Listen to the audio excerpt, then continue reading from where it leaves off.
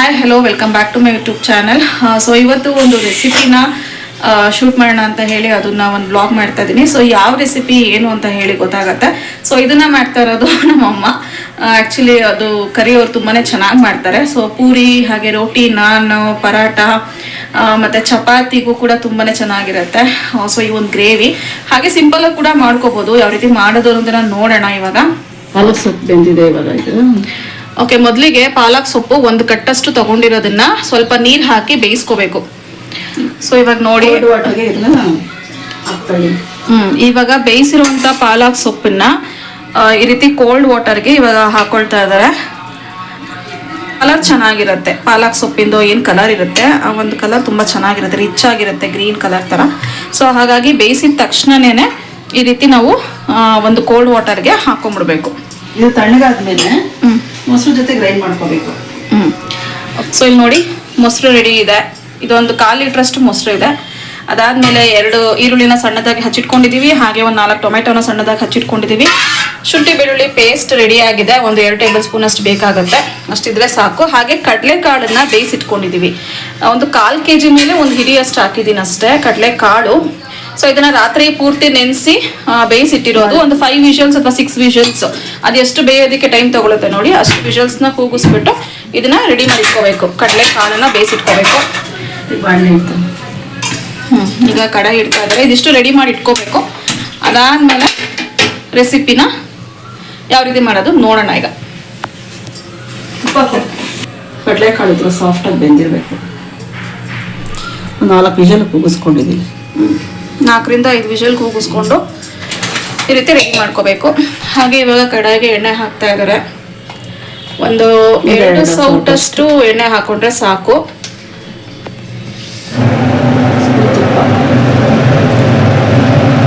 ಒಂದು 2 table spoon ಅಷ್ಟು ತುಪ್ಪ ಹಾಕೋತಾ ಇದ್ದಾರೆ.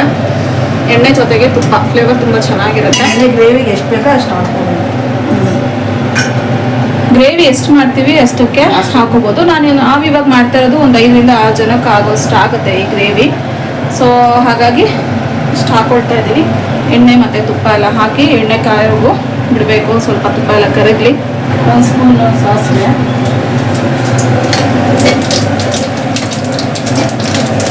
1 ಸ್ಪೂನ್ ಜೀರಿಗೆ,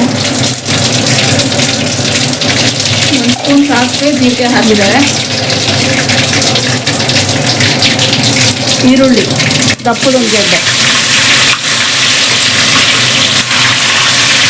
ಚಿಕ್ಕ ಸ್ಪೂನಲ್ಲಿ 1 ಸ್ಪೂನ್ ಅರಿಶಿನ,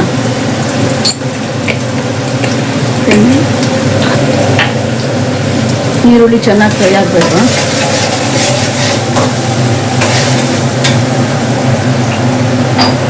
ಇದಕ್ಕೆ ಸಾಲ್ಟ್ ಹಾಕೋಣ. ರುಚಿಗೆ ಎಷ್ಟು ಬೇಕೋ ಅಷ್ಟು. ಕಾಳಿಗೂ ಕೂಡ ಉಪ್ಪು ಹಾಕಿ ಬೇಯಿಸಿರ್ತೀವಿ. ಸೊ ನೋಡಿಕೊಂಡು ಪುಡಿ ಉಪ್ಪನ್ನ ಇವಾಗ ಹಾಕೊಳ್ಬೇಕು ಗ್ರೇವಿಗೆ. ಸೊ ಈರುಳ್ಳಿ ಚೆನ್ನಾಗಿ ಫ್ರೈ ಆದ ನಂತರ ಟೊಮೆಟೊ ಹಾಕೋಬೇಕಾಗುತ್ತೆ. ಫ್ರೈ ಆಗಿದೆ. ಈಗ ಟೊಮೆಟೊ ಹಾಕ್ತಾ ಇದ್ದೀನಿ.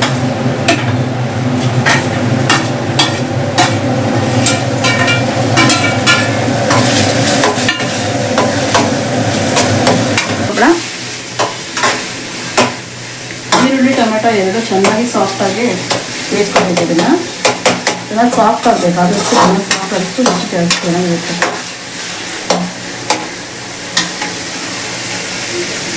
ಕೆಲವು ಕ್ಲೋಸ್ ಮಾಡಿ ಬೇಯಿಸ್ಕೊಳ್ಬೋದು, ಇಲ್ಲ ಹಾಗೆಯೇ ಎಣ್ಣೆಯಲ್ಲಿ ಚೆನ್ನಾಗಿ ಫ್ರೈ ಆಗಬೇಕು. ಅಂದರೆ ಎಣ್ಣೆ ಬಿಡಬೇಕು. ಟೊಮೆಟೊ ಎಲ್ಲ ಚೆನ್ನಾಗಿ ಫ್ರೈ ಆಗಿ ಎಣ್ಣೆ ಬಿಡಬೇಕು.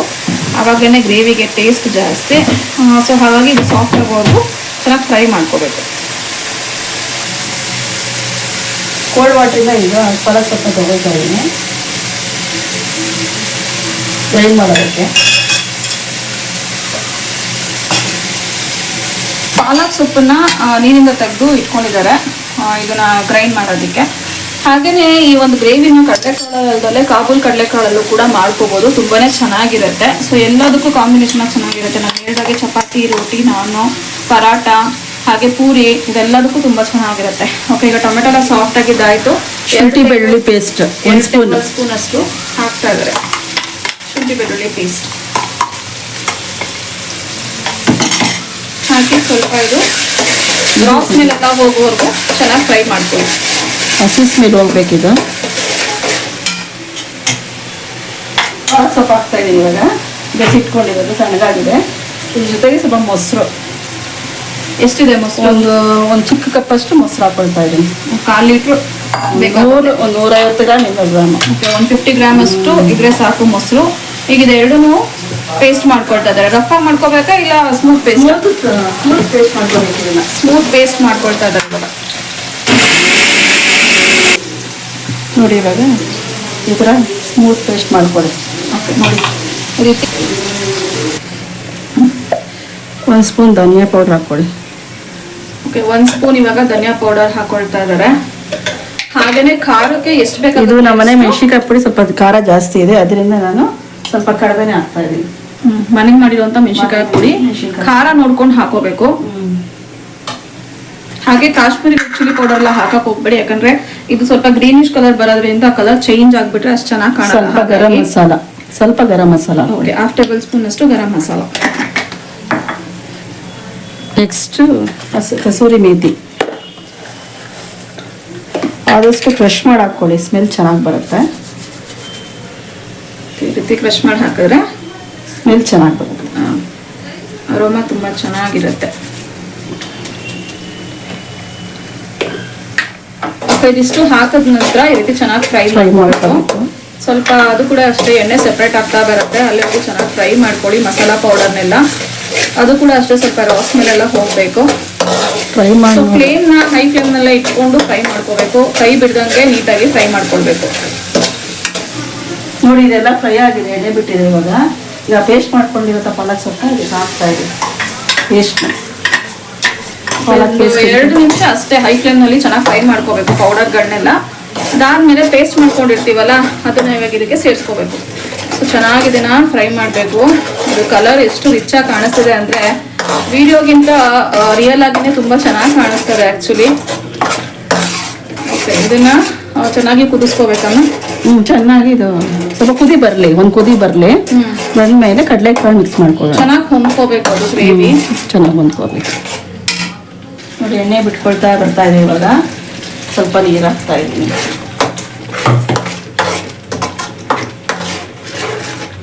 ನೋಡಿ ಈ ರೀತಿ ಚೆನ್ನಾಗಿ ಹೊಂದ್ಕೊಂಡಿದ ನಂತರ ಸೈಡಲ್ಲೆಲ್ಲ ಎಣ್ಣೆ ಬಿಟ್ಕೊಳ್ತಾ ಬರುತ್ತೆ. ಎಣ್ಣೆ ಬಿಟ್ಕೊಳ್ತಾ ಬರುತ್ತೆ. ಈ ರೀತಿ ಆಯಿಲ್ ಸಪ್ರೇಟ್ ಆಗ್ತಾ ಬಂದಾಗ ಗ್ರೇವಿ ರೆಡಿ ಆಗಿದೆ ಅಂತ. ಓಕೆ, ನೆಕ್ಸ್ಟ್ ಕಡಲೆಕಾಳು ಮಿಕ್ಸ್ ಮಾಡ್ಕೊಳ್ಬೇಕು. ಬೇಯಿಸಿರುವಂತ ಕಡಲೆಕಾಳನ್ನ ಹಾಕೊಳ್ಬೇಕು. ಆಕ್ಚುಲಿ ಗ್ರೇವಿ ಸ್ವಲ್ಪ ಗಟ್ಟಿಗೆ ಇರಬೇಕು, ಜಾಸ್ತಿ ನೀರು ಹಾಕೋಬೇಕು ಹೋಗ್ಬಾರ್ದು. ಯಾಕೆಂತಂದ್ರೆ ಕಡಲೆಕಾಳನ್ನ ಬೇಯಿಸ್ಕೊಳ್ಳುವಾಗ ಕೂಡ ಅದನ್ನ ಕಟ್ಟ ಸಮೇತ ನಾವು ಹಾಕೋದ್ರಿಂದ ಸೊ ನೋಡ್ಕೊಂಡು ಗ್ರೇವಿಗೆ ನೀರು ಹಾಕಿ ನಾವು ಬೇಯಿಸ್ಕೊಳ್ಬೇಕು ಫಸ್ಟ್. ಅಂದ್ರೆ ಸ್ವಲ್ಪ ಗಟ್ಟಿಗೆನೆ ಇರಬೇಕು ಕನ್ಸಿಸ್ಟೆನ್ಸಿ. ಕಡಲೆಕಾಳು ಹಾಕಿದ ನಂತರ ಸರಿ ಹೋಗುತ್ತೆ. ಸೊ ಹಾಗಾಗಿ ಗ್ರೇವಿ ಕನ್ಸಿಸ್ಟೆನ್ಸಿ ಯಾವ ರೀತಿ ಇರುತ್ತೆ ಅದಕ್ಕಿಂತ ಒಂದು ಸ್ವಲ್ಪ ಥಿಕ್ಕಾಗಿರಬೇಕು.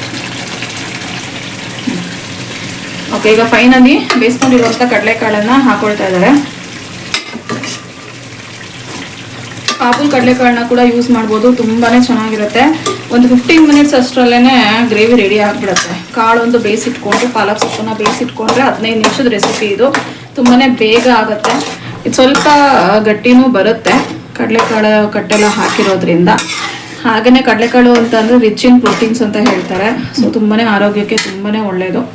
ಸೊ ರೀತಿ ಗ್ರೇವಿ ಮಾಡ್ಕೊಂಡಾಗ 2 ಚಪಾತಿ ತಿನ್ನೋರು 3 ತಿಂತಾರೆ, 3 ತಿನ್ನೋರು 4 ತಿಂತಾರೆ. ಅಷ್ಟು ತುಂಬಾನೇ ಚೆನ್ನಾಗಾಗತ್ತೆ ಈ ಗ್ರೇವಿ. ಒಂದ್ಸತಿ ಮನೇಲಿ ಟ್ರೈ ಮಾಡಿ ನೋಡಿ. ಓಕೆ, ನೋಡ್ತಾ ಇರ್ಬೋದು ಈ ರೀತಿ ನೀಟಾಗಿ ಆಯಿಲ್ ಸಪ್ರೇಟ್ ಆಗಿ ಎಲ್ಲ ಗ್ರೇವಿ ಎಲ್ಲ ಚೆನ್ನಾಗಿ ಹೊಂದ್ಕೊಂಡಿದೆ. ಕಡಲೆಕಾಳು ಜೊತೆಗೆ ಚೆನ್ನಾಗಿ ಬೆಂದಿದೆ ಕೂಡ. ಸೊ ಇವಾಗ ಗ್ರೇವಿ ರೆಡಿ ಆಗಿದೆ. ಈಗ ಟೇಸ್ಟ್ ಮಾಡೋದಂತೂ ತುಂಬಾನೇ ಚೆನ್ನಾಗಿರುತ್ತೆ.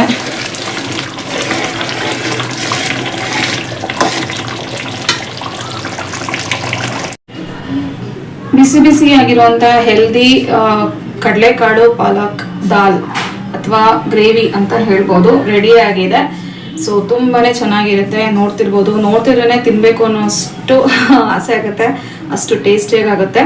ಸೊ ಖಂಡಿತವಾಗ್ಲೂ ಮನೇಲಿ ಒಂದ್ಸತಿ ಟ್ರೈ ಮಾಡಿ. ಹಾಗೆ ಹೇಗೆ ಬಂದಿದೆ ರೆಸಿಪಿ ಅನ್ನೋದನ್ನ ಕೂಡ ಕಾಮೆಂಟ್ ಮೂಲಕ ತಿಳಿಸಿ ಅಂತ ಹೇಳ್ತಾ, ಸೊ ಈ ಒಂದು ಬ್ಲಾಗ್ ನಿಮ್ಗೆ ಇಷ್ಟ ಆಗಿದೆ ಪ್ಲೀಸ್ ಲೈಕ್ ಮಾಡಿ, ಶೇರ್ ಮಾಡಿ. ಹಾಗೆ ಇನ್ನೂ ಕೂಡ ಸಬ್ಸ್ಕ್ರೈಬ್ ಆಗದಲ್ಲೇ ನೋಡ್ತಿರೋರು ಪ್ಲೀಸ್ ಸಬ್ಸ್ಕ್ರೈಬ್ ಮಾಡಿ. Meet in the next vlog. Until then, thanks for watching.